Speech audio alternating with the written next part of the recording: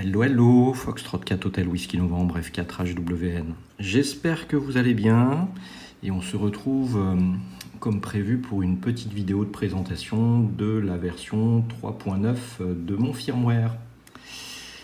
Alors, le premier sujet sur lequel j'ai travaillé concerne une amélioration de la fonctionnalité de reprise de scan au démarrage du poste.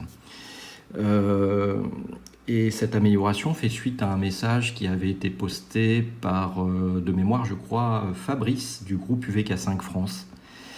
Fabrice avait tout simplement utilisé la fonctionnalité de redémarrage automatique du scan au redémarrage du poste, mais tout en faisant ce qu'on appelle un scan range, c'est-à-dire un balayage non pas des canaux mémoire, mais des fréquences, en considérant qu'il avait précisé une fréquence limite basse et une fréquence limite haute.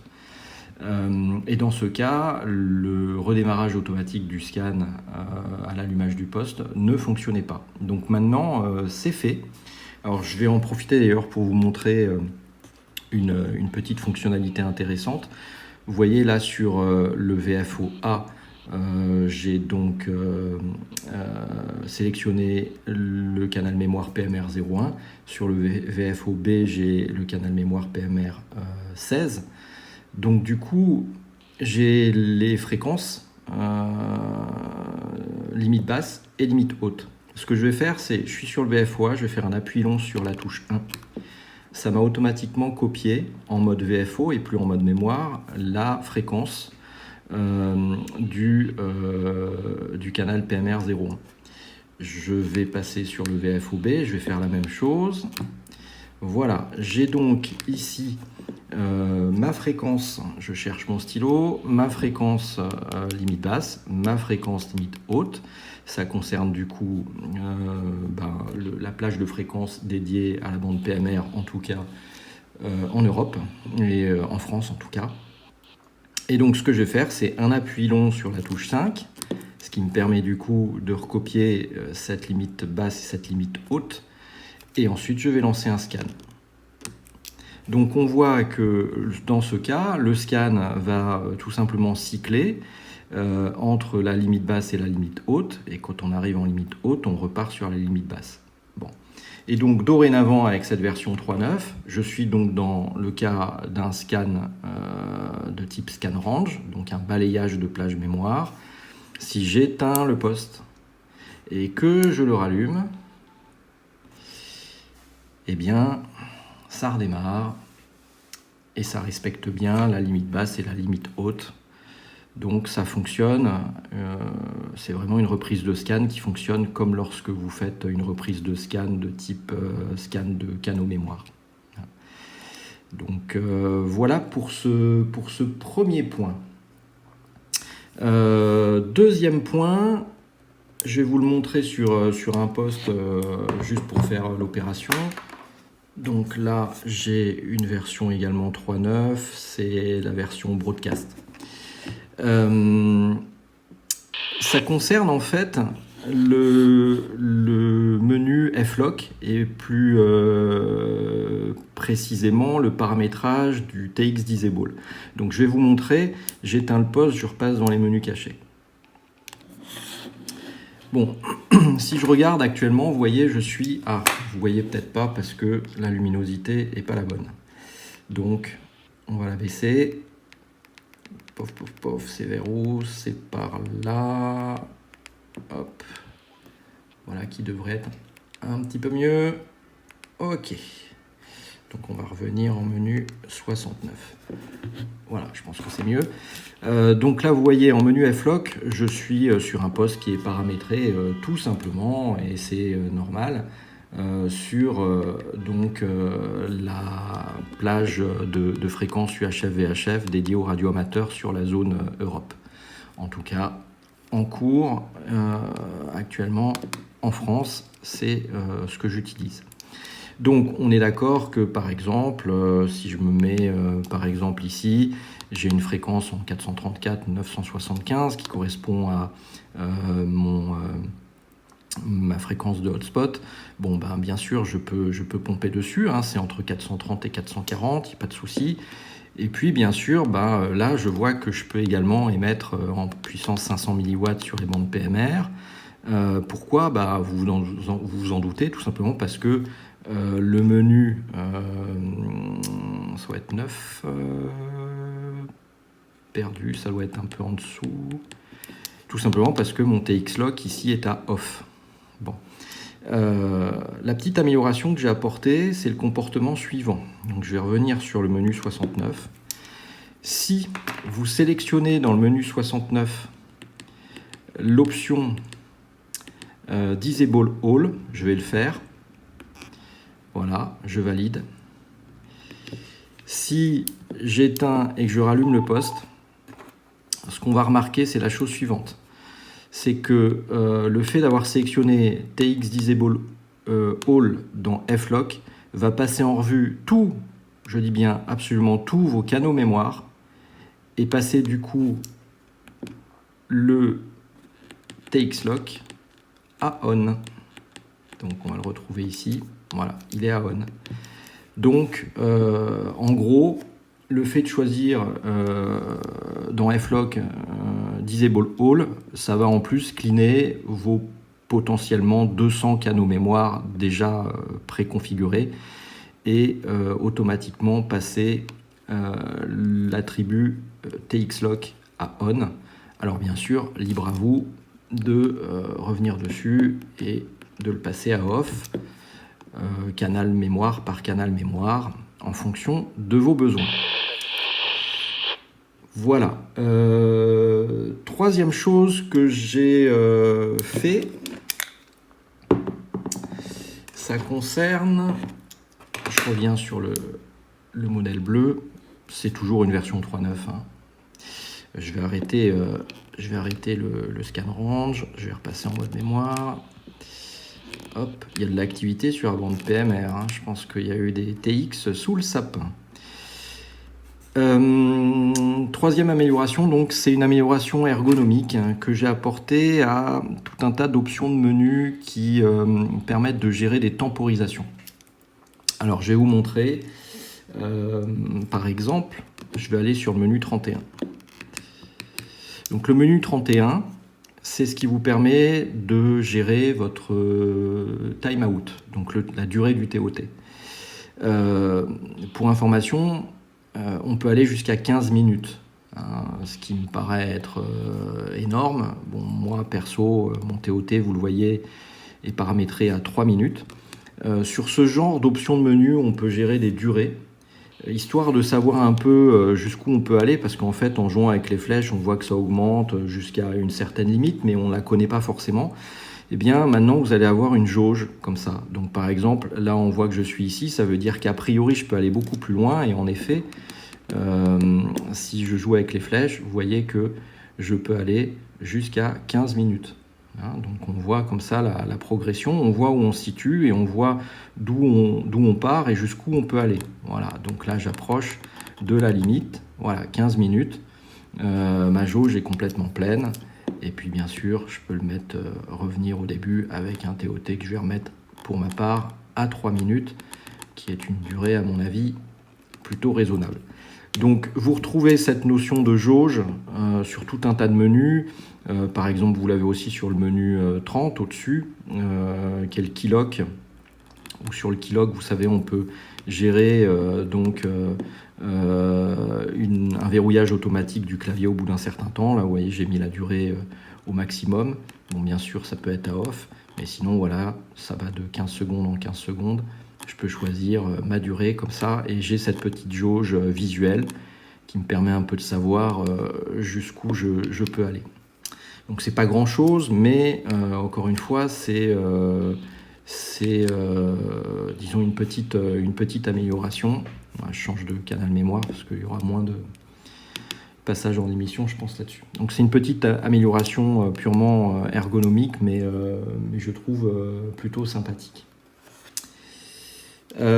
Troisième, même quatrième modification, je vais vous le montrer là. Donc je vais revenir sur le canal PMR. D'ailleurs, PMR 01. Je je vais me mettre sur le canal 8 par exemple, et je vais passer tout simplement en bandscope. Alors, vous savez que sur mon firmware,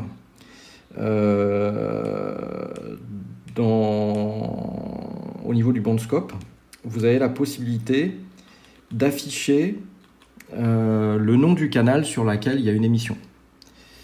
Par exemple, là, j'ai pris un autre poste à côté, je suis en train de pomper sur le PMR 05, et vous voyez, le nom s'affiche dans la barre de statut. Alors, la modification, c'est qu'avant, le nom s'affichait sous la QRG, et du coup, cachait éventuellement des signaux. Des signaux utiles qui apparaissent au niveau de l'analyseur de spectre. Donc j'ai remonté le nom de l'affichage du canal mémoire au-dessus dans la barre de statut. Donc PMR 05 est au niveau de la barre de statut. Voilà, je relâche. Voilà qui est fait. Donc ça, c'est une petite modification que m'avait demandé éventuellement de faire Mike, je crois, via les issues GitHub. Donc voilà, petite amélioration faite. Bon, ensuite, perdez pas de vue que de toute façon, au niveau de l'analyseur de spectre, vous aurez souvent comme ça des chevauchements sur les affichages, etc. Parce que c'est très très compliqué d'éviter ce genre de comportement. Mais voilà, au lieu d'avoir le nom du canal qui s'affiche sous la QRG, maintenant, si c'est détecté, c'est affiché dans la barre de statut. Pareil également, un autre truc que j'ai fixé, alors là je vais prendre une vieille version 3.8 pour vous montrer. Donc là, je vais baisser la luminosité aussi parce que sinon on ne verrait rien. Pof, pof, pof. On y arrive. Ok. Voilà. Alors, là, je suis sur une version Rescue Ops en 3.8. Et vous voyez, j'ai choisi d'afficher la tension de la batterie, donc 8.21 volts. Et il pouvait y avoir dans la barre de statut, du coup, des problèmes d'affichage. Par exemple, si j'appuie sur F, là, j'ai fait un appui long, donc j'ai loqué le clavier. Vous voyez, il y a une surimpression en fait du petit cadenas avec le 8. Là, je vais faire juste un appui simple. Voilà, vous avez le F en vidéo inverse qui est mangé par le 8 de 8.20. Donc ça, c'est pas bon. Donc ça a été corrigé. Je vais vous montrer maintenant donc une version Rescue Ops en version 3.9. Voilà, je pense que là, ça apparaît bien à l'écran. Donc là, vous voyez, pareil, j'ai un affichage avec la tension. Et si j'appuie sur la touche F, on la voit bien, elle est bien là. Ou si je verrouille le clavier, on a bien le petit cadenas qui s'affiche bien. Tout le monde est à sa place. Donc ça, c'est une évolution apportée à la version Rescue Ops. Autre chose également, à la demande donc d'un des secouristes qui m'a fait pas mal de demandes depuis le début là sur la version Rescue Ops. J'ai fait une petite modification sur, vous savez, j'ai ajouté 2 actions sur la version Rescue Ops. L'action Power High qui permet de monter la puissance d'émission à 5 watts. Et puis la fonctionnalité également Remove Offset qui permet de supprimer éventuellement l'offset sur une fréquence de relais pour passer en direct. Et en fait, ces actions que j'avais présentées dans la version précédente, quand vous les activiez, elles étaient ensuite activées sur tous les canaux mémoire. Il fallait réappuyer dessus pour revenir à l'état initial. Là, désormais, le comportement est différent, c'est-à-dire que je vais vous montrer ici, vous voyez que je suis sur la bande PMR 06 en low 4, c'est-à-dire 500 mW. J'ai une action Power High sur le bouton F1, je clique dessus, voilà qui est fait, je suis passé en high, on est d'accord là-dessus. Et si je pompe, je suis à 5 watts. Mais si je change de canal mémoire, par exemple, je passe sur le PMR 07, je suis revenu avec ma puissance d'origine 500 milliwatts. Si je veux du power high, il faut que à nouveau j'appuie. C'est une contrainte opérationnelle.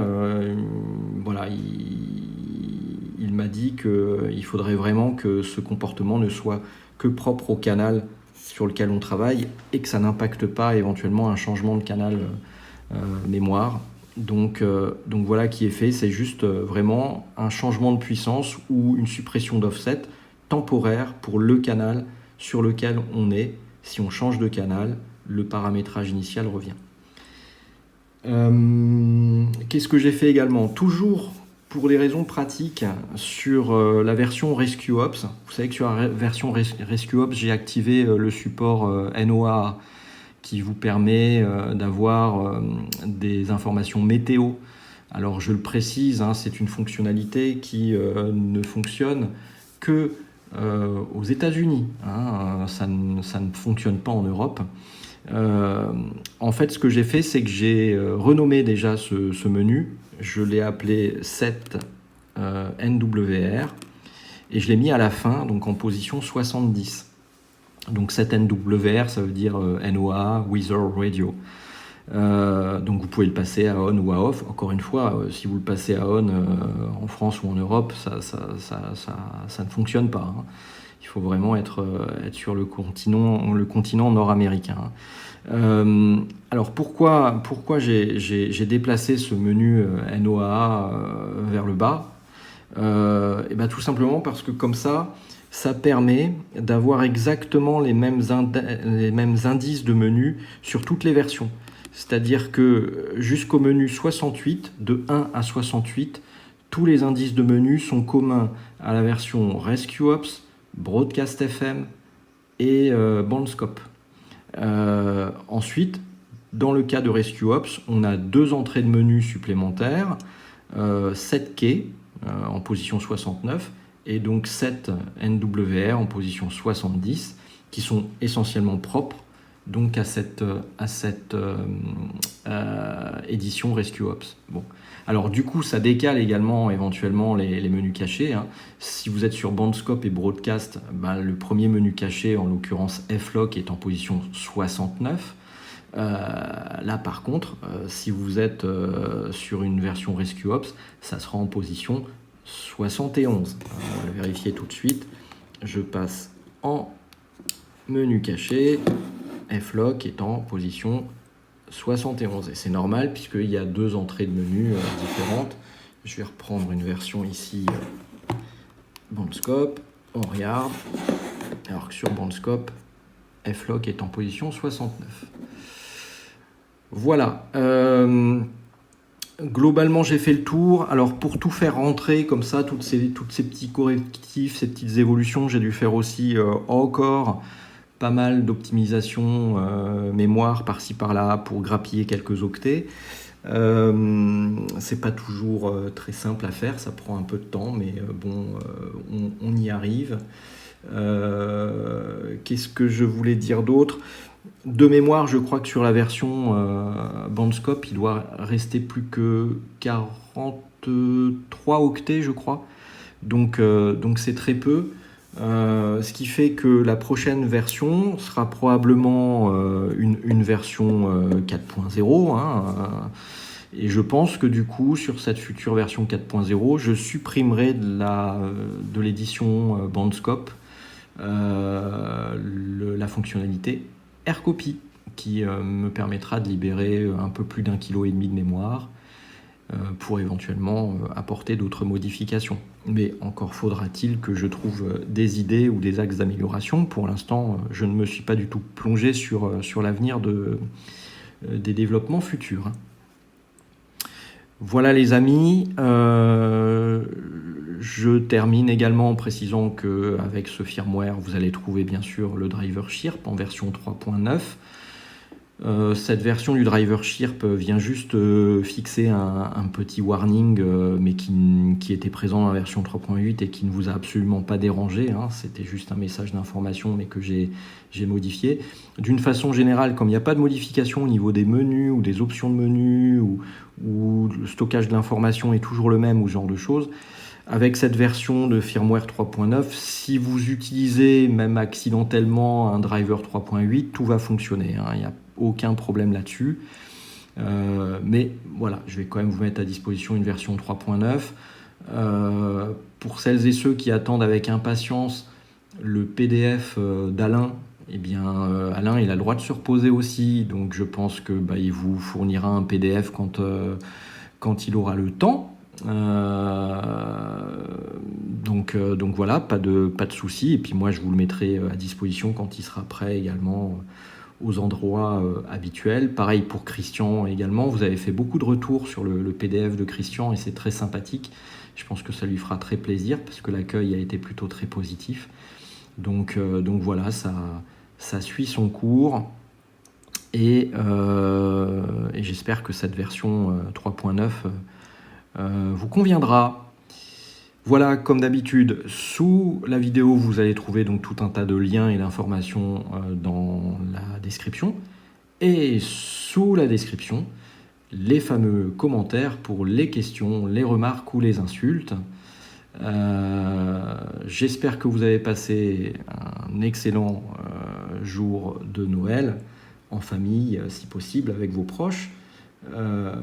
Moi, c'est mon cadeau de Noël que je vous offre pour ce Noël 2024. J'espère une fois de plus que ça vous plaira. Et on se retrouve à l'occasion de nouvelles aventures quand j'aurai des choses à peu près intelligentes à vous dire. Voilà, encore merci à tous, joyeux Noël, bonne fête.